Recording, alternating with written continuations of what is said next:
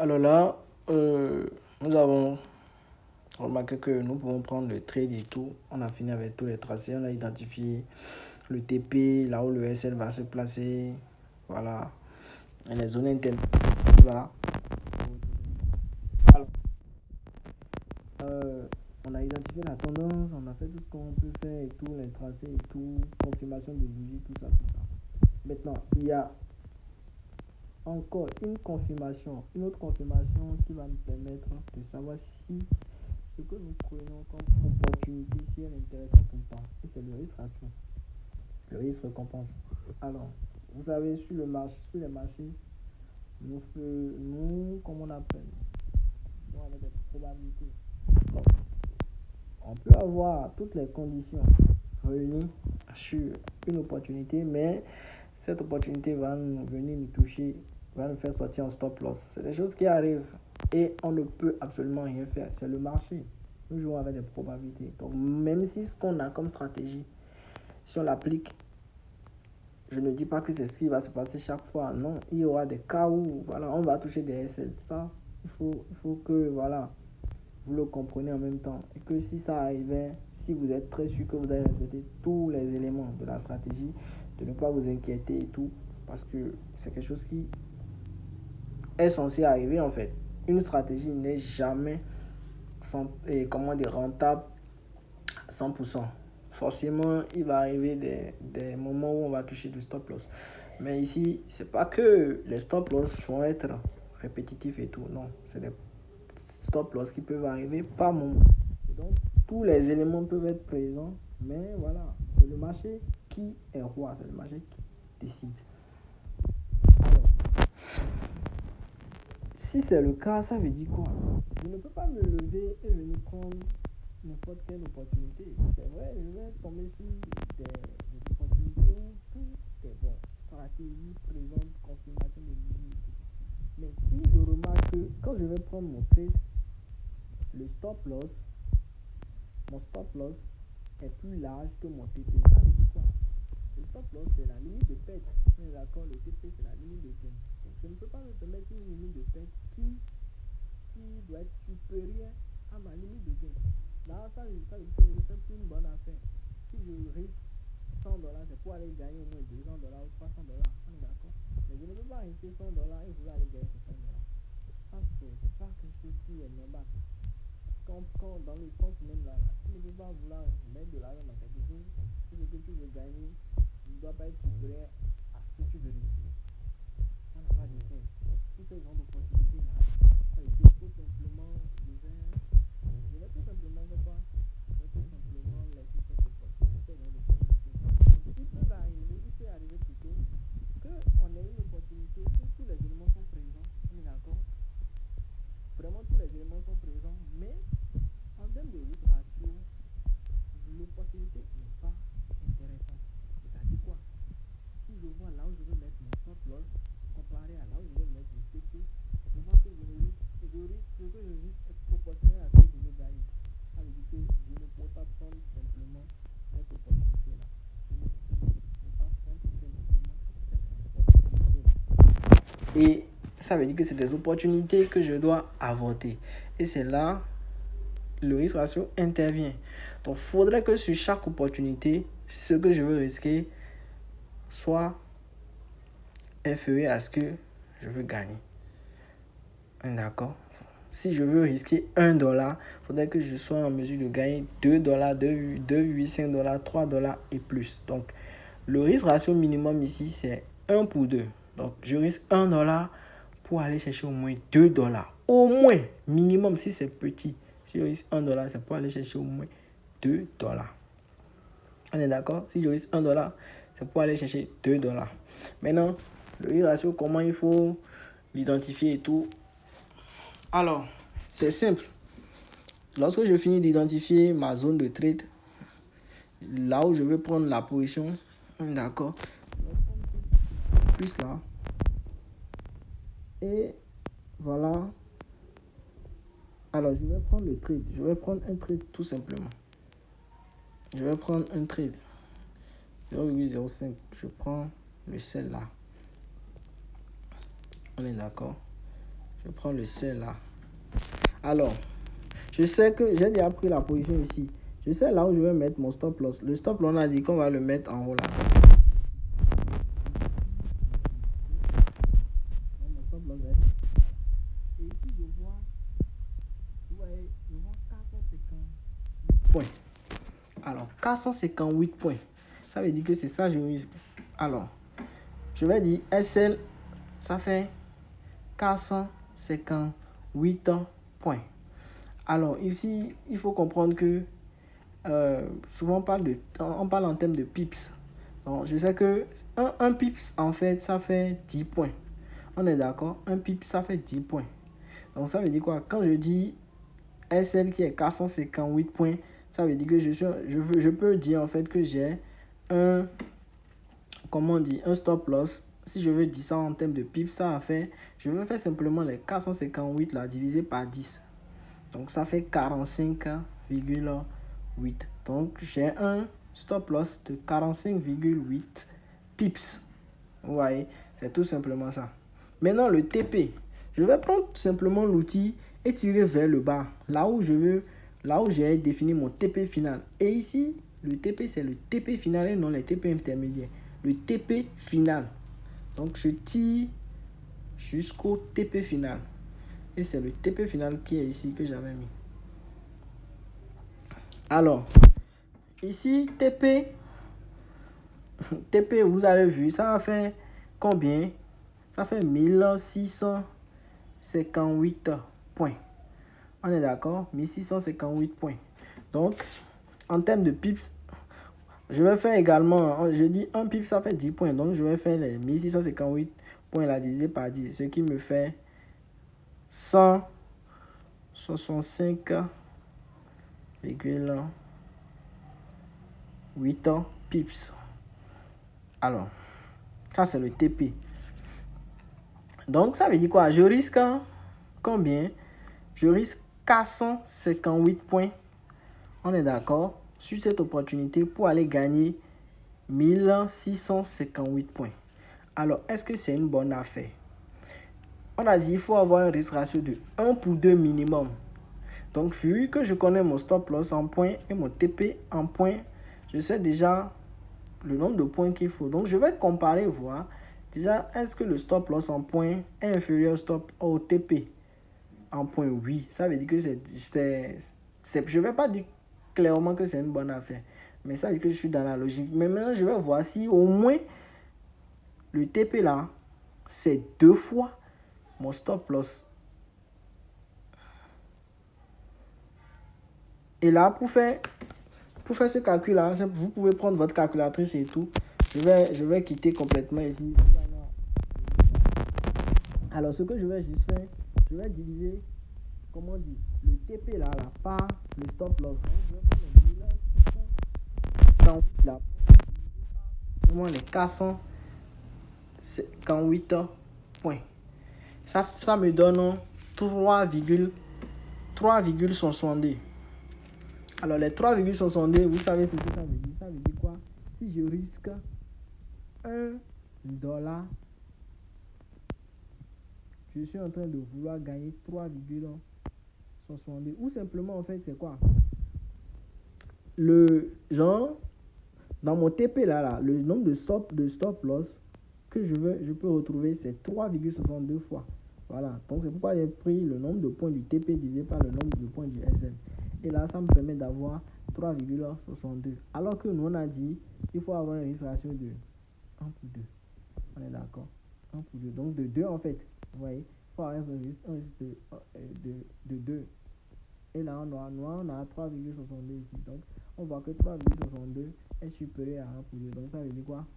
Oui, l'opportunité présente un très bon risque ratio. Donc, ça veut dire que voilà. Après avoir identifié toutes les confirmations de bougies, les tracés et tout. Si je vérifie, je dois forcément vérifier ça pour voir si je veux mettre de l'argent sur une bonne affaire. Et ici, on voit que c'est une très bonne affaire. Je risque $1 pour aller chercher 3,62 $.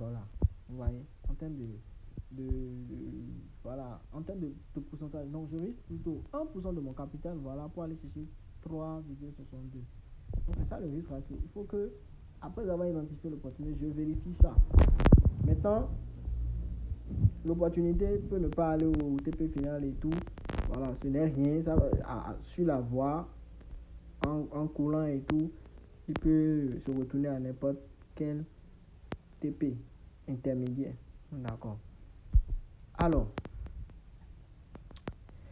ça, je viens de finir avec. Donc, c'est comme ça.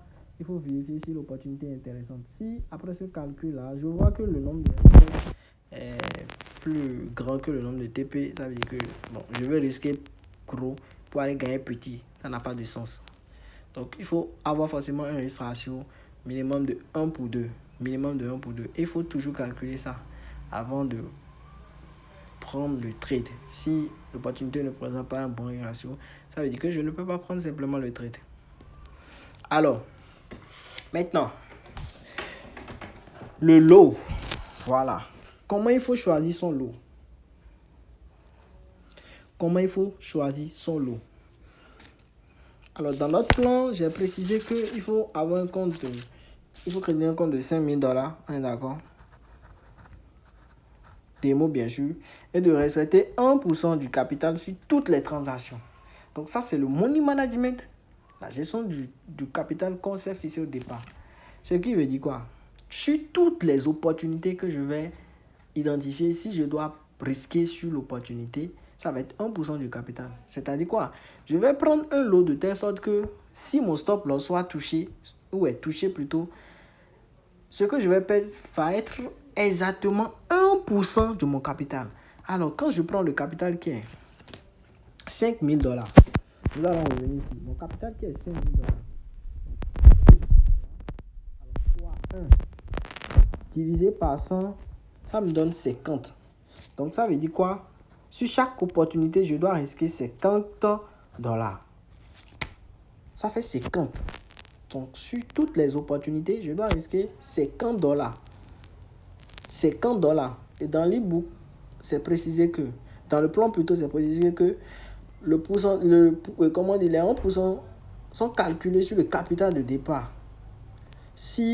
Même si on est en profit. Maintenant, quand on va revenir en perte, je suppose que je prends un premier trade et je fais une perte de $10. Ça veut dire que le capital n'est plus 5,000 mais 4,990 $. Et dans ce cas, je ne vais pas appliquer les 1% sur 5,000 parce que ce que j'ai sur le solde, c'est 4,990 $. Donc, je vais appliquer les 1% sur les 4,990 $. Mais par contre, si c'est un truc que j'ai pris qui m'a fait gagner $10, le capital sera 5,010. Et dans ce cas, je ne vais pas appliquer les 1% sur les 5,010, mais plutôt sur les $5,000. Et ici, c'est le début. Donc, j'ai un capital de 5,000. On est d'accord? Et là, 1%, ça fait $50. Alors, donc, ça veut dire que sur toutes les opportunités que je vais prendre, je ne dois pas dépasser, si mon stop loss est touché, je ne dois pas dépasser $50. Maintenant, comment il faut le faire? Parce que pour prendre le trade, on a besoin d'un lot. Donc, on doit calculer le lot en tenant compte de cette gestion de risque-là. En tenant compte de ce qu'on nous a fixé comme risque sur chaque opportunité. Alors, je sais que sur chaque opportunité, je vais risquer $50. On aura besoin du stop loss. Et je vais placer le stop loss rapidement parce que j'ai déjà identifié ça ici. Donc, ce que nous allons faire, je vais revenir sur le trade et placer le stop loss. Bon, je vais aller directement sur l'opportunité. Voilà, je vais modifier la position. Le stop loss, on avait dit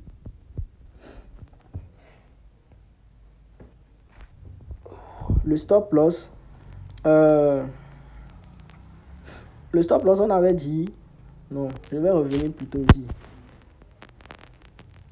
Le stop loss, on avait dit 458 points. Voilà. Le stop loss est à 458 points. On est d'accord? Ça, c'est les données qu'on a eues au départ. Le lot que j'ai pris ici, la position que j'ai prise ici, j'ai pris une position au hasard en fait. Donc, c'est pas quelque chose que vous allez tenir compte. Mais le stop loss qu'on a utilisé maintenant pour pouvoir calculer le risque ratio, on a dit 458 points. Et c'est à ça correspond au niveau si nous devons placer exactement notre stop loss. Et le TP, c'est 1658 points. Donc, j'ai juste besoin du stop loss et du TP. Après, j'ai besoin du risque sur chaque transaction qui n'est rien d'autre que les 1% et qui correspond à $50. Donc, j'ai le SL qui est 458 points. On est d'accord? Maintenant, le TP qui est 1658 points. Le risque sur cette opportunité qui est $50. Donc, maintenant, moi, je vais me servir de ces données-là pour pouvoir aller calculer le lot. Et pour ça, je vais utiliser un outil pour aller beaucoup plus rapidement. Alors, n'oubliez pas, j'ai dit que 1 pips, ça fait 10 points. Et donc, le stop loss qui est 458 points, ça me fait combien? 45,8 pips. Et le TP qui me fait combien? 1658, ce qui me fait 165,8 pips. Alors, donc, je vais me servir d'une application qu'on appelle FX Calculator. C'est ça qui va me permettre de calculer le lot qu'il faut prendre pour que si mon stop loss doit être touché, je vais perdre exactement les 1% qui représentent les $50 sur l'opportunité. Alors, donc je vais rentrer dans l'application. Vous pouvez le télécharger. C'est ça, FX Calculator. FX Calculator. Alors,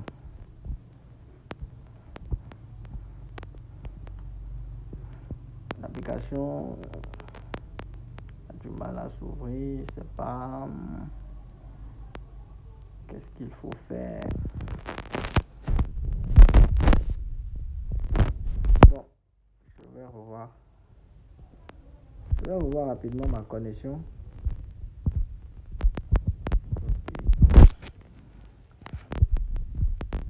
Je vais revoir rapidement ma connexion.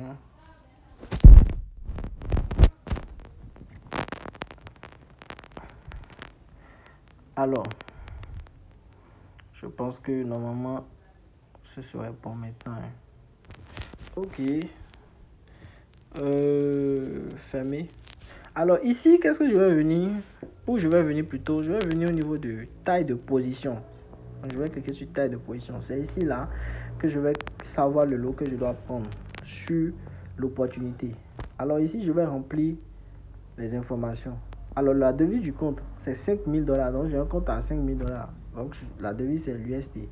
L'instrument financier, donc c'est la paie que je veux, sur laquelle plutôt je vais prendre le trade. Ici, c'est EURUSD. Donc je tape EURUSD. Le solde du compte, c'est 5000. Maintenant, je vais risquer combien? 1% du capital. Donc, je mets risque 1. Le stop de protection. Donc, le stop loss. Le stop loss ici, ils ont mis pips. Vous voyez, donc je dois mettre le stop loss en pips. Et non en point. Pips. Et ici, ça fait 45,8.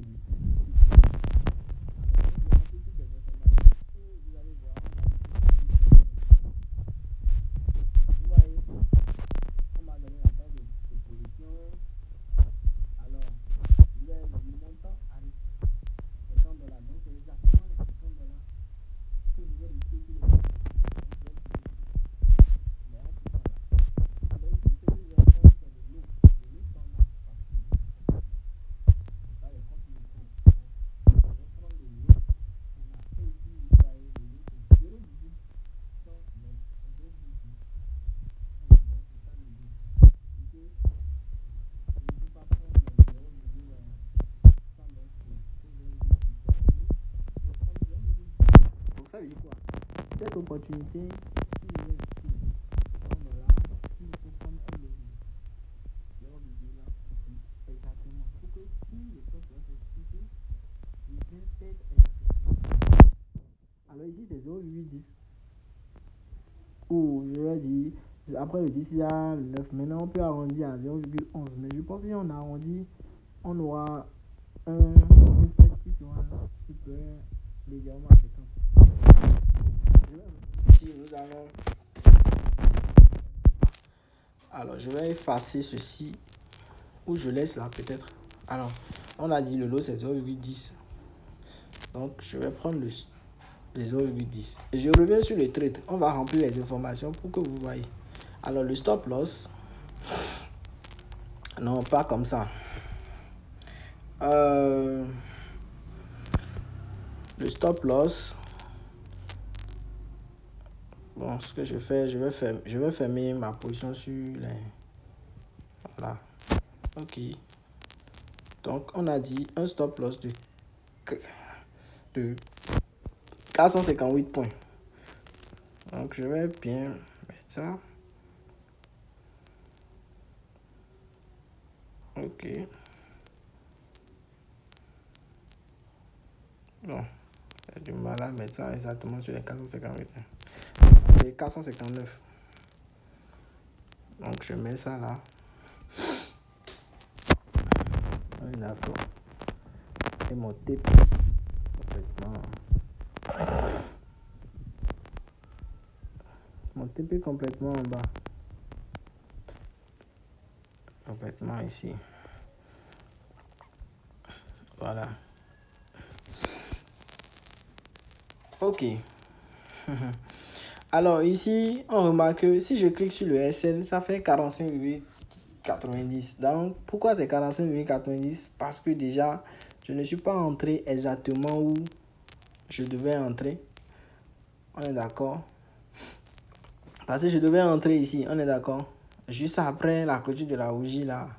Mais là, les prix sont revenus ici. Donc, ça m'a donné encore plus de pips. Alors que c'est à ce niveau-là que nous on a mesuré pour pouvoir trouver les 458 points. Donc là, ce n'est même absolument rien. Vous voyez, ce n'est rien du tout. Ce n'est rien du tout. Et en plus de ça, j'ai pris 0,10 exactement. Alors que c'est 0,19. Je pouvais arrondir à 0,11. Je ne sais pas si vous voyez tout. Donc, ce n'est absolument rien. Je devais risquer 50, mais là, je suis en train de risquer, vous voyez, 45,90. Donc, près de 50 $. Et donc, voilà. Il n'y a pas de souci.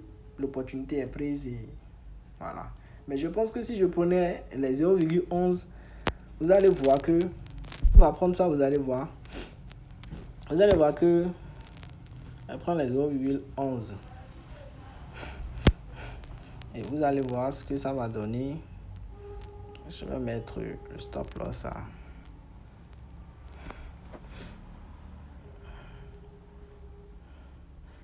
Voilà. 458. Vous allez voir ce que ça va donner. Voilà. Vous voyez. J'ai vu. Vous voyez. J'ai un stop loss maintenant à 50,60. Donc, si je modifie. Donc, j'ai un stop loss, voilà. À 50,60. Donc, c'est parce que après les 10, il y a 9. Si c'est après les 10, il y a 3. Là, je peux ne pas arrondir, mais je peux arrondir juste après les 10. Donc, quand on a pris le lot de 0,11, vous avez vu, on a 50. Voilà, 60. Et voilà. Le lot pour pouvoir prendre le trade. Donc, il faut d'abord identifier le stop loss en point et ensuite en pips. Alors, calculer maintenant le pourcentage du capital. Maintenant, pour ça, combien ça équivaut en termes de dollars. Et maintenant, allez mettre les informations dans l'application. Donc, pour remplir l'application, comment l'application, pour aller au niveau de taille de position. Ensuite, mettre les informations, vérifier la devise, l'instrument sur lequel on veut trader. Ensuite, on va voir le lot standard. C'est le lot standard on va prendre. Et ici, c'est voilà. Le lot qu'on va prendre maintenant. Lancer sur notre ici et nous mettre. C'est le TP universel. Quand on finit de prendre le trade comme ça, voilà, on sait où, on sait les TP intermédiaires. On connaît les TP intermédiaires, les TP où les prix vont venir faire quoi? Vont vouloir essayer de changer de direction ou de casser, continuer et tout. Donc, ce qu'on fera, c'est d'attendre de laisser les prix juste à ce niveau-là. Donc, tant que les prix ne seront pas à ce niveau-là, on ne peut absolument rien faire. Donc, on va juste laisser les prix à ce niveau-là. Et si les prix viennent là, on pourra manager. On pourra déplacer le stop loss et sécuriser notre position.